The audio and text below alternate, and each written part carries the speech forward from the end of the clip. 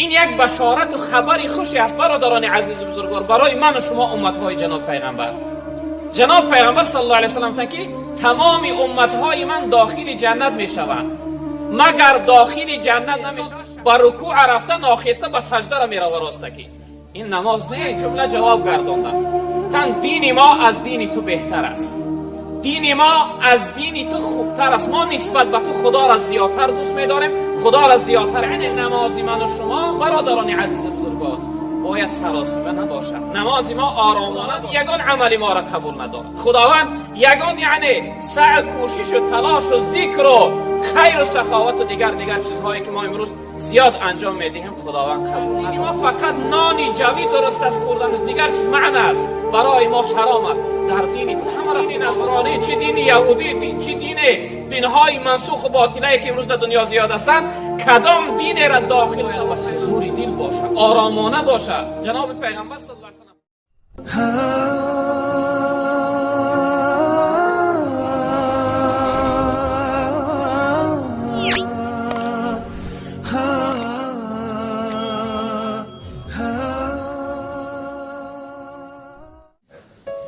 پیغمبر بزرگوار صلی الله علیه و سلم در روایت گفتن که کل امتی یدخلون الجنه الا من ابا. این یک بشارت و خبری خوشی است برادران عزیز و بزرگوار برای من و شما امتهای جناب پیغمبر. جناب پیغمبر صلی الله علیه و سلم که تمام امتهای من داخل جنت می شوند مگر داخل جنت نمی شود شخصیتی که خودش جنت نخواهد. سبحان الله. برادر عزیز و بزرگوار، یک سوال: آیا هست انسانی که جنت نخواهد، جنت رفتن نخواهد؟ هست چنین شخصیت؟ فکر میکنم کسی ایمانی به خدا و پیغمبر داره او از جمله اینها نیست که نخواهد جنت رفتن، همه آرزوی جنت داره.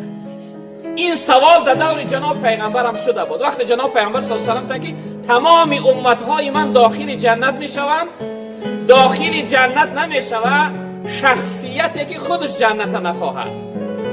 اهل اصحاب پرسیدند قالوا و من یبا یا رسول الله، یا رسول الله هست شخصیتی که جنت نخواهد، جنت رفتن، داخل شدن جنت نخواهد؟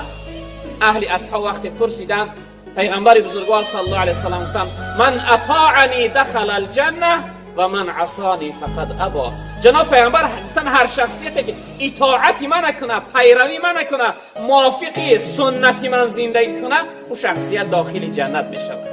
اما هر شخصیت اطاعت نکرد، پیروی نکرد، طبق سنت من زندگی نکرد، موافق حیات من حیاتش نگذرانید، جناب پیغمبر او شخصیت خودش جنت نخواسته است. اکنون ببینه برادر عزیز بزرگوار که وقتی که من و شما طبق سنت جناب پیغمبر، طبق حیات جناب پیغمبر حیات نداشته باشیم، عبادت نداشته باشیم، ما خودمان جنت نخواسته ایم. متاسفانه امروز اکثر سنت های جناب پیغمبر از حیات ما مسلمان ها دور شدگی هستند. خیلی یعنی سنت های هستند که هم سنت قولی هم سنت فعلی از پیغمبر بزرگوار صلی الله علیه و سلم بودن، امروز از حیات ما دور شدگی هستند. برادران عزیز چندی از اونها را من بیان میکنم تا اینکه در فکر ما دوباره بیاین. ما بدانیم که در اطاعت سنت پیغمبر چقدر سست هستیم، چقدر ضعیف هستیم. در دور پیغمبر بزرگوار صلی الله علیه و سلم 3 نفر نزد جناب پیغمبر آمدند. اونها خواستند که از طرز عبادت و عملهای جناب پیغمبر خبردار شوند، آشنا شوند. وقتی پرسیدند، یکی از اونها به خود قصد کرده بود که تماما من یعنی شبها را خواب نمیکنم، شب تا سحر عبادت میکنم. یکی از اونها گفتن که من در حیاتم زن نمیگیرم، یعنی ترک دنیا میکنم، فقط کار ما در عبادت و بندگی خدا میگذرانم. دیگری از اونها گفتن که من تمام سال روزه میگیرم، یعنی که هیچ یگان روز از روزهای سال من نمیگذرم.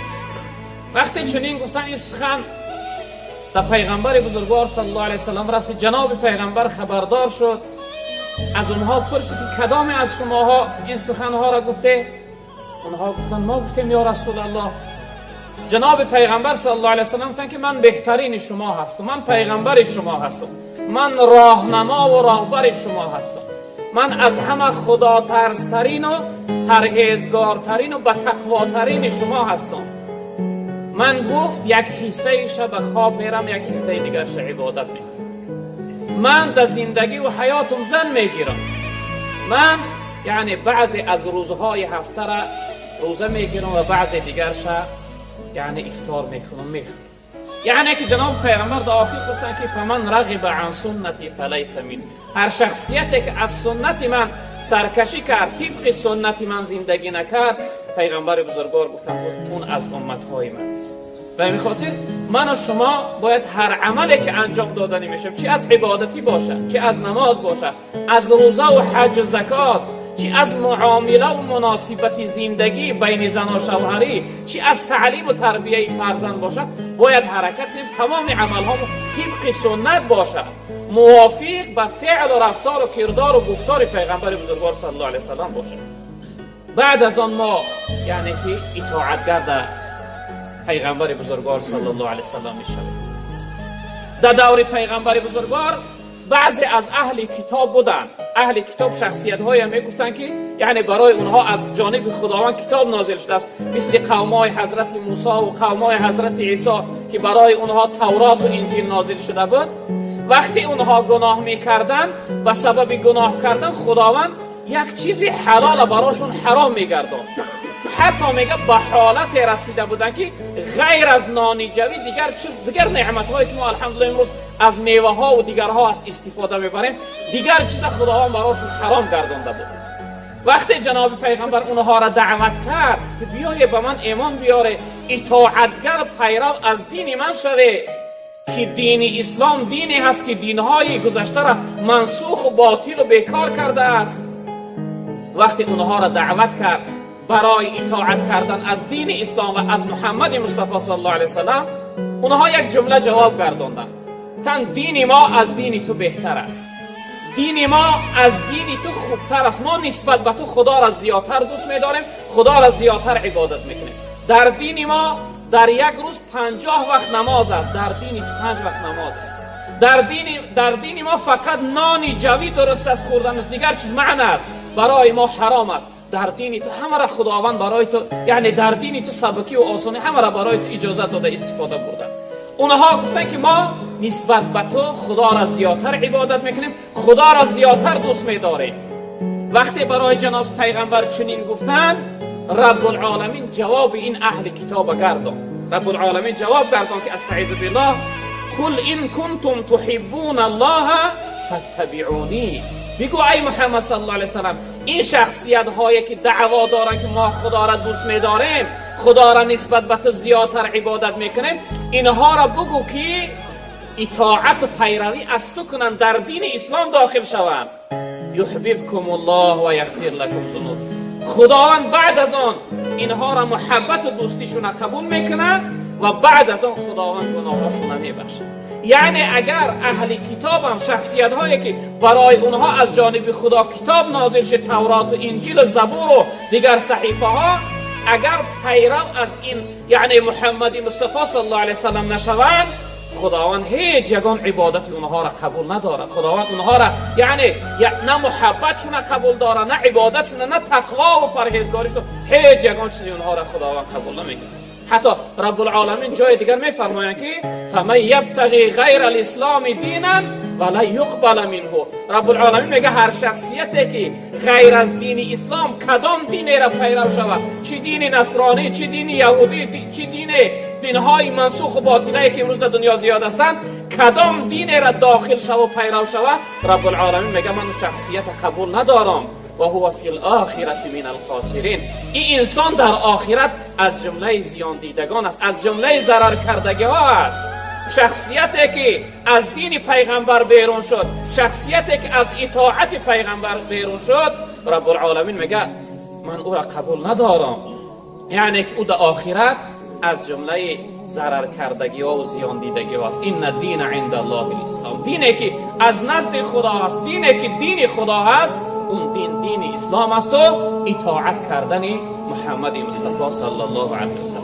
و این خاطر من و شما برادران عزیز بزرگوار باید حرکت داشته باشیم که در تمام یعنی حرکت هام و عبادت هام و زندگیم و معامله و مناسبت ما اطاعتگر از این محمد مصطفی صلی الله علیه وسلم باشیم. اگر ما اطاعت از این پیغمبر بزرگوار نکنیم، خداوند یگان عمل ما را قبول ندارد. خداوند یگان یعنی سعی کوشش و تلاش و ذکر و خیر و سخاوت و دیگر چیزهایی که ما امروز زیاد انجام میدیم خداوند قبول ندارد. اکنون برادران عزیز، ما و شما اصل عبادت که نماز است باید حرکت داشته باشیم که نمازمون طبق نماز جناب پیغمبر صلی الله علیه وسلم باشه. چون که پیغمبر بزرگوار خودشون گفتن که صلوا کما رأیتمونی اصلی. تا شما نماز بخوانه چی نوعی که دیده که من نماز میخوانم. یعنی نماز جناب پیغمبر صلی الله علیه وسلم چقدر به خشوع به خضوع، چقدر نمازی کامل بود. متاسفانه نمازهای ما چقدر سراسیمه هستند امروز. نمازهای ما چقدر یعنی که به نور هستند امروز. در نماز میاییم چقدر سراسیمه هستیم، بی خود هستیم. نماز انسان باید به حضور دل باشه، آرامانه باشه. جناب پیغمبر صلی الله علیه وسلم یک نوع نماز میخواندن که چقدر نماز آرام. حتی در شب براءت حضرت عایشه مادر روایت میکنه، میگه جناب پیغمبر در سجده با چنان زیاد ایستادن که میگه من فکر کردم که یا جانشو از بدنشو بیرون شده است یا خوابشون برده است. یعنی جناب پیغمبر چقدر در سجده آرام می ایستادن. متاسفانه امروز سجده های ما، نماز ما قومه و جلسه نداره. بعضی انسان با رکوع رفتن آخسته به سجده را میره راستکی. این نماز نیست. در دور پیغمبر بزرگوار صلی الله علیه و سلم یک جوان در حضور جناب پیغمبر نماز میخواندن، بسیار نماز تیز، مثل جوانهای ما برین نماز تیز میخواندن.